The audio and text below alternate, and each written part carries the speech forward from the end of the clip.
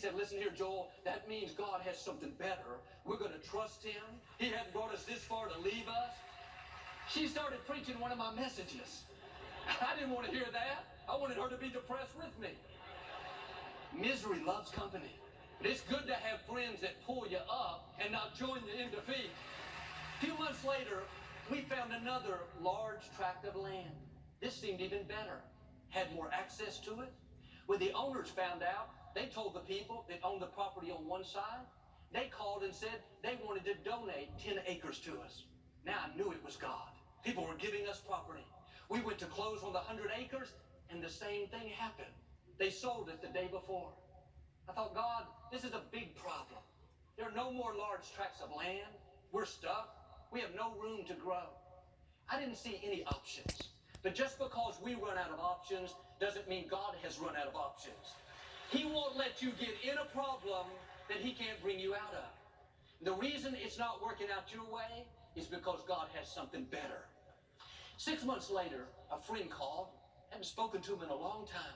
He said, Joel, the Houston Rockets basketball team is moving out of the Compaq Center. You should try to get that for your church. When I heard that, something came alive on the inside. I called the mayor. He was a friend of my parents, and I was so nervous. I told him what I wanted, didn't know how he would respond. He said, Joel, I think Lakewood having the Compaq Center would be great for our city. I nearly passed out. Things fell into place, and 3 years later, we had the building. Never dreamed we could be here. This was far beyond what I had in mind.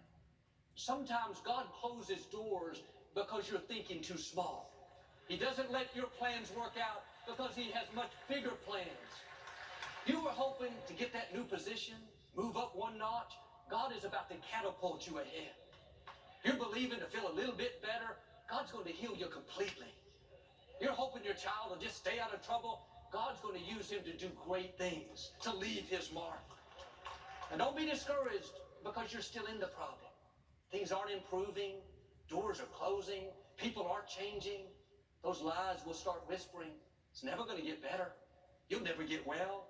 Never break this addiction. Never accomplish that dream. No, that problem didn't show up alone. That problem came with a purpose, with a promotion, with a blessing. You keep honoring God, and you're going to come out of the problem into the promotion, out of the sickness into health, out of trouble into peace, out of struggle into freedom, out of lack into abundance.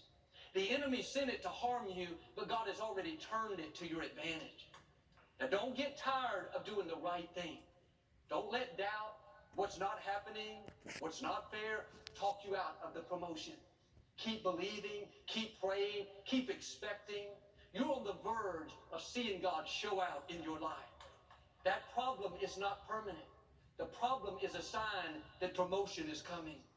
You're about to see breakthroughs, restoration, dreams coming to pass, divine connections. God said in Psalm 50, trust me in times of trouble, and I will rescue you, and you will give me glory. He didn't say, trust me, and I'll keep you from trouble. Trust me, and you won't have any difficulties. He said, trust me when you're in trouble. Trust me when things don't make sense. Trust me when the medical report is not good. Trust me when a loved one doesn't make it.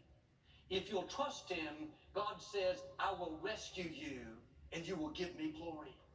God is not going to leave you in trouble, leave you in heartache, leave you in dysfunction. That is not how your story ends. Don't believe the lies that say it's permanent. God sees what you're going through, and he's about to rescue you. He's about to turn things around. Chains that have held you back are being broken. Difficulties that look like they'll never improve, you're about to see a suddenly, a breakthrough, a healing, a promotion. It's going to be unusual, uncommon. You couldn't make it happen. You will know it's the hand of God. When my mother was diagnosed with terminal cancer in 1981, she was